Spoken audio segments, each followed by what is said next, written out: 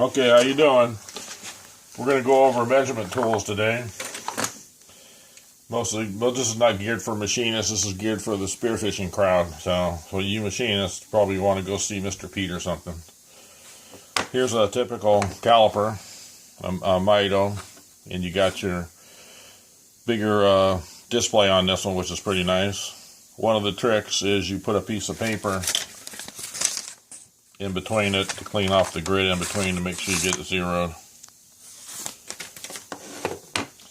And here's an older pair I had, or still used, but it has, you can't see the display as well, but I probably got that a lot cheaper. I bought both of these off of eBay. You can get them for about $100 a piece, or 80, 70, depending on what kind of deal you can find. Your other kind of micrometer, or caliper, which is more old school,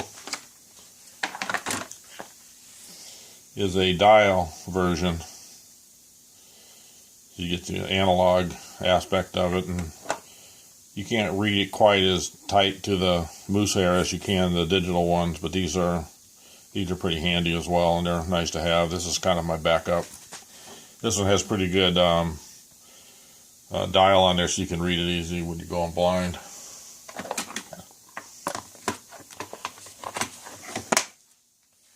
When you're measuring stuff, one of the things to consider is how accurate do you need it. If you're measuring 2x4s and making a house, then you use a tape measure. And you got a lot of lost accuracy on the tail here, but how good do you need it? If you get it with an 1/8 inch, that's a good number.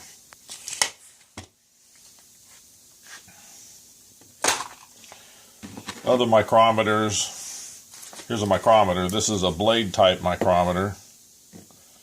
So you can measure inside a slot. They got scalings and stuff on it as well.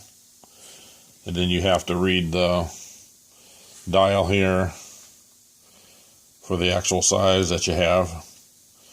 To make sure you have this calibrated, you can put a fixed standard in between the blades and crank down on it and adjust it as needed. I think this one you can actually change out the tips here so you can measure smaller slots if you need to.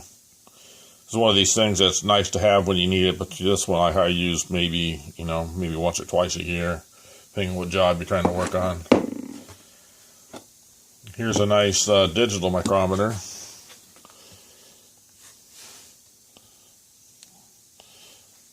You can read the dial if you need to, but you also got the digital reading. This one's kind of spendy, that's why I keep it in clamped housing so you don't drop it onto the ground and then say all kinds of nasty words. So same deal, you clean out the end here and make sure you got it zeroed. So these are real handy to have. They got a Harbor Freight has one of these that's actually pretty inexpensive, and some guy on YouTube somewhere did a comparison between them, and it was impressive to how good of a unit the Harbor Freight was, where typically the stuff you buy over there is not quite what you want to get. Another micrometer. This one's for measuring threads, and you can change these out based on what kind of pitch you have, and there's nomenclature on the little parts here if you pull them out. And there's like little engraving on them, so they got a little set in the box for the different sizes, so you got to make sure you've got the right mandrels here for what thread you're working on. So these are pretty handy. Get out of the way.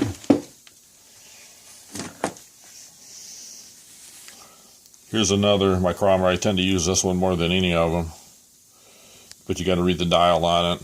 It's pretty dirty, but I've just used to this because I've had it for so long. I've not dropped it yet. There's different ways people hold them, but you can figure that out on your own how you like to do it.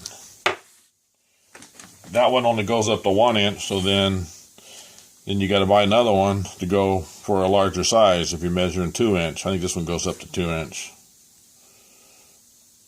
1 to 2 inches. So I can only go down to 1. So this one carries me 0 to 1. Then I have this guy to go 1 to 2 inches, depending on what you're measuring. Then now you got to buy another tool. Let's see if we get this other box.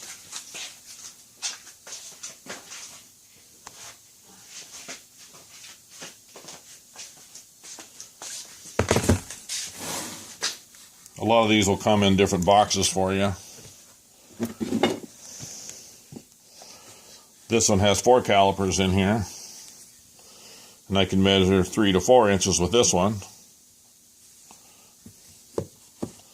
2 to 3 for this guy, 0 to 1, so that duplicates what I have over there.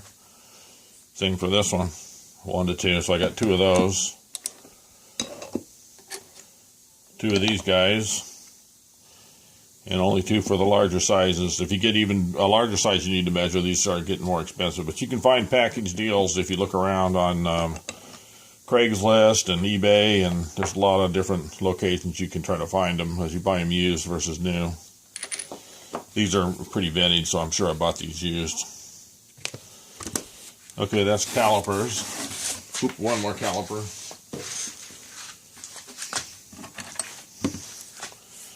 This is an internal mic or caliper. I mean, not caliper. I keep saying caliper, and I should be saying micrometer. Sorry about that. All these what I've been doing through are micrometers, not calipers. So it's easy to transpose those two names. The pegs on here are round so that I can get it into a hole and measure it. So if I have a hole here, oop, that one didn't have a hole on that side. Let's see if I can find a part to measure. So here's a part with a hole. If I wanted to measure that hole,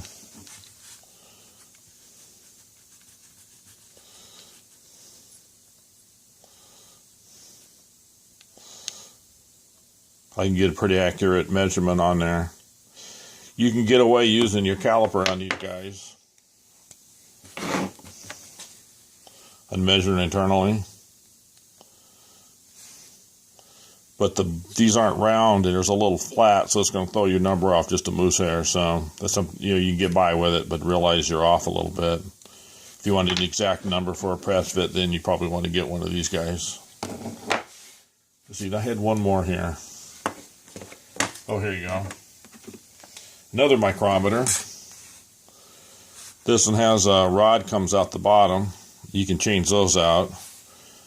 Here's the signature of whoever owned it before me. I guess this is an eBay product. But then you can measure the depth of a hole very accurately with this guy. Yeah, and this one, I don't remember what size I got in here, but it's the shorter version. But it comes in the box, and you got longer ones, so you can measure different hole lengths with them. These are pretty handy to have as well. Okay, I think that's all the micrometers. Put these to the side. These are pretty old school, where you can, not the greatest measurement, but you can get you're trying to measure inside a hole where you're trying to measure a little groove or something. You can get it in there and measure it. Actually, a groove you couldn't get it. Yeah, you could. You could move this, then pull it out, then remeasure it again, and put your caliper on there. Then you can get a feel for what the size is. They make a whole slew of these. I don't use this that often. Just found it in the box up there, but these come in pretty handy, and there's a variety of these guys out there.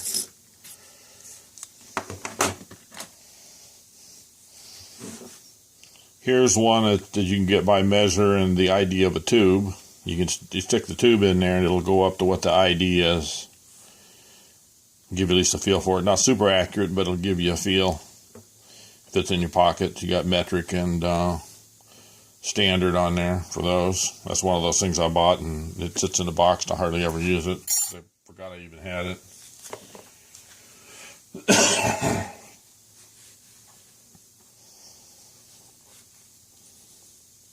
Got a little bit of rust on there.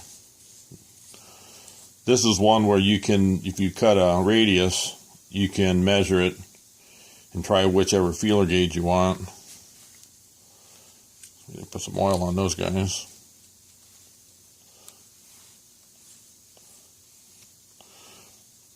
And then this has a 2964 radius. If that's the wrong sizes you're fitting, then you can go to the next size.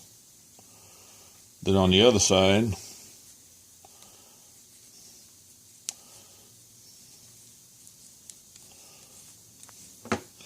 you can measure the opposite curve. if you're trying to line up to whatever you're making. So these are handy to have, but it's not something you really use a lot. I need to get these cleaned up a little better. I see they've been sitting in the box too long. Okay, got those done. This one's kind of silly. Took me a little bit to figure out how it works, but it has indicators here. You basically stick your drill bit in and you roll it down, then you can measure the drill bit size. So I know this one's a little less than 3/8. Probably easier just to read the name or the stamp on the drill bit or measure it with the caliper.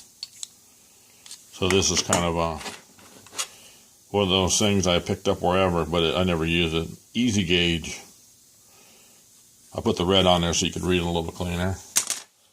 Okay, that one is goes back in the box. This is some kind of protractor. I don't remember where I got it, but I really don't use this one. I'm not sure why they have all the different levers on there. They're offset on the bottom, so maybe a piece of work fits up in here, depending on what you're doing. So that one's kind of there. A lot of these are pretty inexpensive. Here's the drill gauges. So you got different hole sizes, and you can fit them. If you go to the store and you're trying to measure out bolts, if they don't have gauges, if you had one of these in your pocket, you could at least know what size the bolts are or whatever. So these are SAE sizes here. One of those things I don't use too often. This one comes in handy. These are thickness gauges. If you're trying to measure really small, it won't come out of there.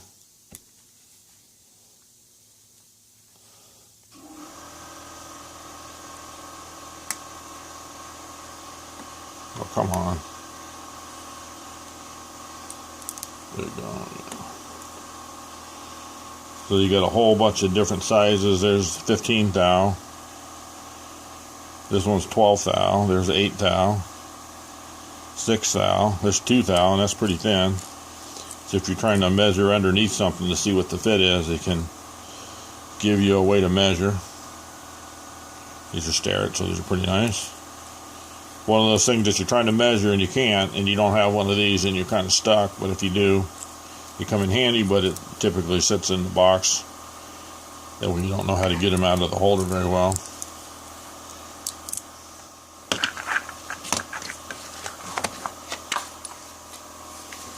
These are some gauges for I made, and I stamped them so I could measure the inside of a cup. I would line the cup with a Sharpie and then put that in there and wiggle it around and see where the Sharpie wore off.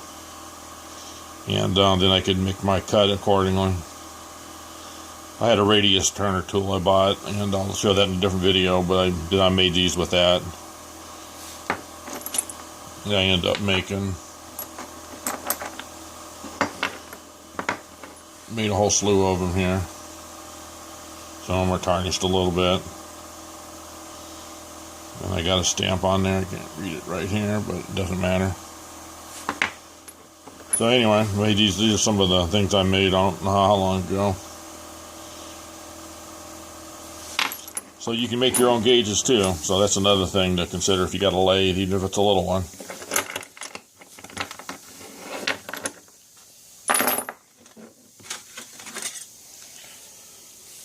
Here's another ruler, and you'll notice this has a 135 and it has a 118, and these are for doing drill bits. So you can figure out what slope you got on the side, what kind of drill bit it is. And when you're grinding them out, this is a good way to see where the center point lines up on both sides of the flutes here. That's about all I use this one for, and they give you a ruler with it. That's basically the same thing on the other side. So you got the 118 and the 135, which are pretty much the drill bit sizes out that are available.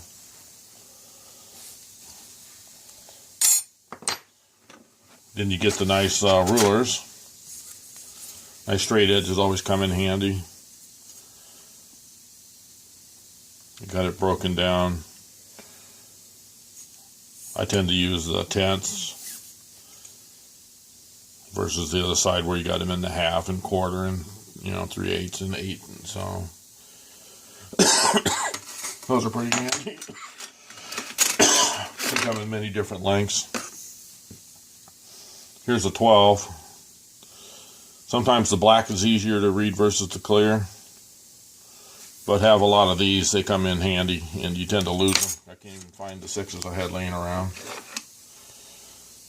Here's one that has not super graduated, but this one's not too bad. But you can measure, use the end, and that helps you measure something, especially if you're reaching in.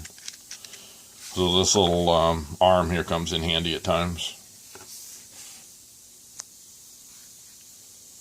How's the time? In your typical protractor for getting your angles. Most everybody should have one of these or know what I'm talking about.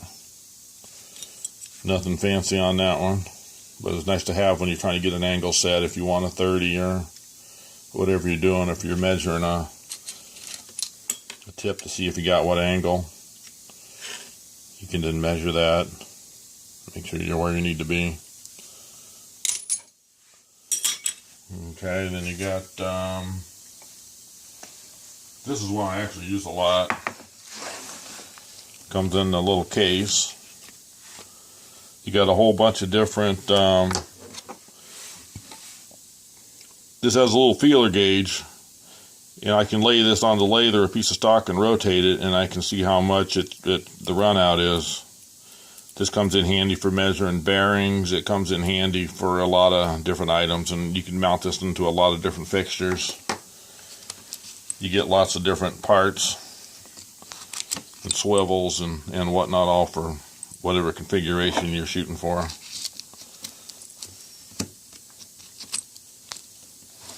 Okay, I'll let that there. That one stays out because I'm always using it.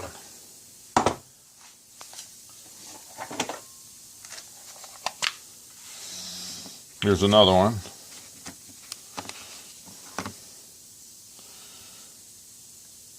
And you got to pay attention when you buy one to what your scale is for the motion on the end.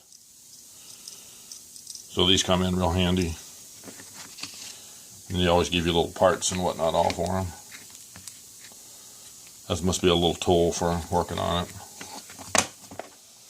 I think somebody gave me this one. I think George gave me this one actually. Got all those over there.